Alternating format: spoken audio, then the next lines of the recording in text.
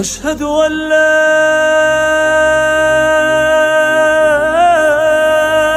إله إلا الله. Негизиле ошол 5 маал намазды окуу ар бир адамга берилген парз деп айтылат го. Эмне үчүн ошол намазды калтырбай окуш керек? Анын мааниси кандай? Ошол жөнүндө түшүнүп берип өтсөң, салгачы. Бисмиллахир-рахманир-рахим. Алгач алкыш жана макталар жараткан Аллах Таалага болгон болсун жана пайгамбарыбыз Мухаммад саллаллаху алейхи вассаламга жана анын үй бүлөсүнө, бала чакасына Кудай Таалам салам болгон болсун. Намаз бул Кудай Таала пенде баласына качан ыйман келтирип мусулман болгондон кийин Аллах Тааланын эң алгачкы буйругу болуп эсептелинет. Кудай Таала акимус-сала, намазыңарды тургузгула деп буйрган. Бул буйрук болот. Ошон үчүн биздин аалымдар айтат, намазга мен келдим, намазды мен ушинтип окуш керек экенин эми туйдум деп айтылынбайт дейт. Намазды тандаш же тандабаш сенин ыктыярыңда эмес дейт да. Бул Кудайдын буйругу дейт. Демек Кудайдын буйругу болгондон кийин ошол буйрукка баш ийиш керек болот дейт. Буйругу кандай десе, Кудай Таала ошол 5 маал намаз окууну буйруган экен. 6 маал эмес, 4 маал эмес, 5 кылып, ошол 5 маал намазды 5 учурга байлаган экен. Ошого баш ийип Кудайдын алдында буйругу намаз окуу, намаз тургузуу эсептелинет. Ал эми ошол буйрукка баш ийип намаз окугандарга Кудай Тааланын убадасы бар. Алла Таала айтат, мен өзүм менен өзүм келишим түздүм дейт. Өзүмө өзүм убада бердим дейт да. Кимдеги 5 маал намазын бекем туруп, мени ошол буйругума баш ийген болсо, мен ал адамды кечирип өзүмдүн бейишиме киргизем дейт. Кимдеги 5 маал намазыма бекем болбостон аны буйрукту аткарбаган болсо, ага мен эч кандай убадам жок деп айткан дейт. Демек Кудайдын буйругуна баш ийиш, экинчи Кудайдын убадасына, Кудайдын жардамына туш болуп калуу үчүн. Намаздын негизинде ошол адамдын ички дүйнөсүнө, же болбосо адеп ахлагына, кулк мүнөзүнө тийгизген таасирлери тууралуу айтсаңыз. Намазды окуу бар. Намазды кадимкидей өзүнүн көргөзгөн формулировкасы менен намазды окуп ибадат кылуу бар. Ошол эле учурда ошол намазда Кудай Таала бизге эмнени айткысы келип атат, ошол ишараттарды алып, ошого амал кылуу бар да. Мисалы үчүн аалымдар айтат, ар бир Кудай Тааланын буйруган ибадаты жандуу ибадаты дейт. Жаны бар, ошол Кудайга ишенип окуган ибадаты адамды адеп ахлакка чакырат дейт. Мисалы үчүн ажылык бул ибадат, намаз сыяктуу эле. Ким ажылыкка мүмкүнчүлүгү бар болуп туруп барбаса, намаз окубагандай эле барабар дейт. Бирок ошол ажылык менен Алла Таала адам баласынын адеп ахлакка, кулк мүнөзгө чакырып атат дейт. Кандай? Ажылыкка барганда сапарга чыгат, сапардын кыйынчылыгы. Ал жака барганда харам деген ыйык жер бар, ал жака барганда киши менен урушкан болбойт, жаныбар өлтүргөн болбойт, ал жактан көп адал нерселер болбойт. Ошо менен биргеликте Алла Таала муну менен эмнени айткысы келип атат десе, сабырдуу бол деген айткысы келип атат дейт. Адамдарга зыян келтирбе деп айтып атат дейт да, жана башка. Орозо деле ибадат дейт. Орозо деле намаз сыяктуу ибадат. Кимдеги мүмкүнчүлүгү бар болуп орозо кармабаса, намаз окубагандай эле күнөө болот дейт. Орозодо эмне кылат? Орозодо адам баласы ачка болот. Орозодо адам сабырдуу болот. Орозодо адам тилин сактайт, оюн сактайт. Бул ибадат менен Алла Таала орозодо кандай сен 12 айдын бир айында кандай ушундай сабырдуу болуп, жумшак болуп, адамдарга зыян келтирбесең, башка 11 айда дагы ушундай кулк мүнөздүү бол дейт да. Тилиңди сакта, оюңду сакта дейт да. Көп арам нерселерди жебе, анда-санда ачка болуп, башка кедейлердин абалындагы сезе бил деп атат дейт да. Зекет деле ибадат. Зекетти Алла Таала ошол мал мүлкүңдөн акчаңдан бер деп, берешендүү бол деп үйрөтүп атат дейт. Эми намазга келе турган болсок, намазда Алла Таала эмне? Намаз окуган адам баласы даарат менен турат, таза турат. Кийимине бир нажас чугуп калса, кир, аны менен намаз окуганга болбойт. Көзү ылдый жакты карап турган болот. Кулак менен жаман ар кайсы нерселерди укпайт. Ошол сыяктуу Аллах Таала сен күнүмдүк жашоодо ушундай бол дейт да. Кудай Таала тыйып койгон нерселерди караба дейт. Колуңан келсе жерди карап бас дейт. Ар кандай азгыра турган нерселерди караба дейт. Ар кандай укпай турган нерселерди укпа дейт да. Таза жүр дейт. Кийимиңди таза алгандай денеңди да таза ал дейт да. Демек намаз менен Аллах Таала ушундай жашоо менен сен дагы жаша. таза жаша, оюңду сакта, ана намазда Кудай мени көрүп турат деп окугандай эле күнүмдүк жашоодо дагы Кудай мени ар дайым көрүп турат деген кулк мүнөзгө иманга кел дейт да. Демек Алла Таала ар бир ибадатта адам баласынын ички дүйнөсүн тазалап, ошондой сыпатка деп акылакка чакырып турат да. Ошон үчүн 5 мал окулуп, ар бир окуу малында ошолорду адамдарга эстетип туруш үчүн дагы деп биз экен да. Ооба, ошондой. Ошол намаз окуган адамдардын мындай коомдогу орду азыркы кезде айрыкча намаз окуйм деп айтылат. Бирок деген мындай эч бир намаз окуган адамдан деле айырмачылыкты жүрүп атышпайбы? 5 мал намазын эле тургузуп коюучу. Намаз окуу бар, намаз тургузуу бар деп айтылат. Алла Таала Куранда намаз окугула деп айткан эмес дейт алымдар. Намазыңарды тургузула деп айткан дейт да, тургузуу дейт. Намазды окуп коюу бул бир дейт. Намазды үйрөндүң, окуп атасың дейт. Бирок тургузуу өтө кыйын дейт да. Бизден намазды тургузуу зарыл дейт. Зарыл дейт. А тургузуу деген эмне десе, ошол күнүгө өзүңдүн намазыңа аракет кылып иштеш керек дейт да. Менин намазым кандай болуп атат, Кудай көрсүн деп окуп атамынбы, алымдар жок дегенде ошол намаздан бир 5 мүнөт, 2 мүнөт эртерээк келип отуруп, телефондордун баарын өчүрүп, анткени мындай экен да, адам баласынын мээсичи. Азыр бир нерсе кылды, башка ишке барганда ошол кылган нерсеси 3 мүнөт, 4 мүнөт ээрчип келет дейт да. Мисалы үчүн адам маршруткага түштү дагы бир музыка угуп баратат, анан музыка угуп маршруткадан түшүп, базарга барганга ошол музыка калып калат экен да. Же болбосо бирөө менен сүйлөшкөндөн кийин ар жака барганда 5-4-3 мүнөт ошол ээрчип барат экен. Анан сен дароо эле келе калып, телефонду өчүрө калып намаз окуй калба дейт. Колуңдан келсе ошол 4 мүнөт, 5 мүнөт жана ойдун баарын таштап, Кудайды эстеп, Кудайды зикир кылып туруп намазды башта дейт. Ар дайым намаздын алдында Кудай мени көрүп турат. Кээ бир алымдар айткан жери бар. Намаздын алдында турганда, алдыңда ошол бейиш менен тозоктун ортосун бөлүп турган сыраат көпүрөдө турам деп элестет дейт да.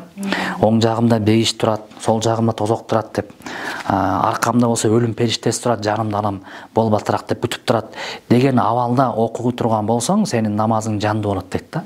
Эми ошентип аракет кылып, ошондой абалда күнүгө аракет кылып туруш бул намазды тургузуу ушул экен да. Эгер сен ошентип өзүңдүн намазыңа өзүң аракет кыла турган болсоң, сенин намазың пайгамбар айткандай күнөөдөн сактап берет дейт да. Күнөөдөн тосуп берет дейт. Сени адам кылып берет дейт. Эми сенин ошондой намазың сени түздөй турган болсо, мына ушул адамдай болуш керек. Мына намаз окуп оңолду деген сөзгө татый турган болосуң дейт да. Эгерде сен намазыңды жөн эле окуш керек, тургузуш эмес. Жөн эле окусам, оку дегеним келдим, окудум, кеттим. Дей турган болсоң, ал намаз эми окуду деген атка орнот, эми Алла билет аны кабыл кылат кылбайт экендиги. Бирок сен ал намаз менен оңолбойт экенсиң да. Ал намаз сени түздөбөйт экен да. Кээ бир алымдар айтат, ушундай эптеп окулган намаз кыямат күнү оролгон чүпөрөк сыяктуу ал адамдын жүзүнө урулат дейт да, бетине дейт. Ал намаз дейт да. Ошон үчүн кээ бир алымдар айткан сөзү бар. Кээ бир адамдардын намазы аны Кудайга жакындаткандын ордуна алыстатып коет дейт да. Эгерде ошол намазды эл көрсүн, мени молдо десин, мени жакшы адам десин, же болбосо ушундай эл көрсүндө окуй турган болсо, же намазына кош көңүлдү кылган болсо дейт да. Ошон үчүн азыр баардыгыбыз тең Куранда намазды тургузуу деп айтылгандай тургузганга муктажбыз. Намаздын ушул ден соолукка пайдасы дагы бар бекен? Эгерде болсо, ал жөнүндө эмнелер айтылат? Намаз адам баласына бул дүйнө акыретине пайдалуу деп айтылат биздин динибизде. Акыретине пайдалуу дегенде Алла Тааланын ыраазычылыгына, убадасына ээ болот. А бул дүйнөдө алымдар санап бүткөн эмес дейт да. Ал арасында анын дуа кылса муктаждыгы чечилет, анын бул дүйнөдөгү көкүрөгү ички дүйнөсү таза болот деп. Ошонун арасында эле мисалы үчүн азыркы медиктер, заманбап медиктердин, илимпоздордун изилдөөсү боюнча ошол намаздагы ар бир кыймыл дейт адам баласынын ошол ичиндеги нерв точкаларына, ичиндеги бир булчуңдарына пайдасын берет экен да. Качан чекеси саждага тийип жер менен жерге байланышканда ошондон бир энергия келет дейт. Мисалы үчүн канча бир секунд үркүүгө турган учурларда кан айлануусу аныкы тез болот дейт. Демек, азыркы окумуштуулардын айтып изилдеп чыкканы ошол намаз керектүү өлчөмү, ошол керектүү ден соолукка пайда дейт да. Бирок эми азыркы окумуштуулардын ойлоп тапканы, бирок кийин дагы окумуштуулардын, илимдүүлөрдүн, илимпоздордун илими өрчүй турган болсо, мындан да көп пайда табуусу толук ыктымал да. да. Анткени бул намаздын канчалык бизге пайда экендиги бул дүйнөдөгүсү толук изилденип бүтө элек. Бирок сөзсүз түрдө Алла Таала пайда бар дегенден кийин 1 грамм дагы зыян болбошу толук мүмкүн. Негизи ушу намазды кантип калтырбай окуш керек же тургузуш керек, анан жана Кудай менен мындай байланышып аткан сыяктуу сезимдер келет го, ошону кантип күчөтүш керек? Намаз жандуу болуп, намазыңды тургузуу деген абалга келип калыш үчүн акыркысынан баштайын суроонун, адам баласы ошого даярдык көрүш керек.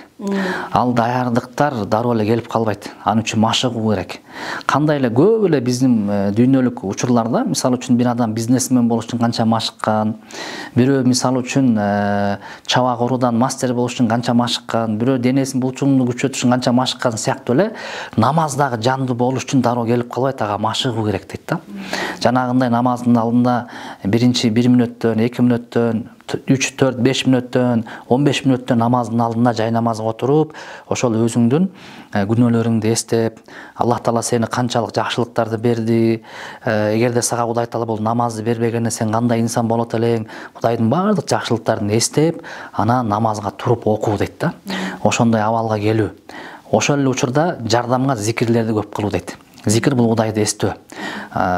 Бир күнүнө мисалы үчүн 500дөн, 1000ден, жада калса андан көбүрөөк мисалы үчүн Алла Тааланы мактай турган ла илаха иллаллах, же Аллаху акбар, же алхамдулилля, астагфирлалардан, пайгамбарга салават айтуу, канчалык көп зикир күнүгө айтып жүрө турган болсо, эртең мененки кечки анан күнүмдүк зикирлер кыла турган болсо, анын жүрөгү жумшара баштайт дейт.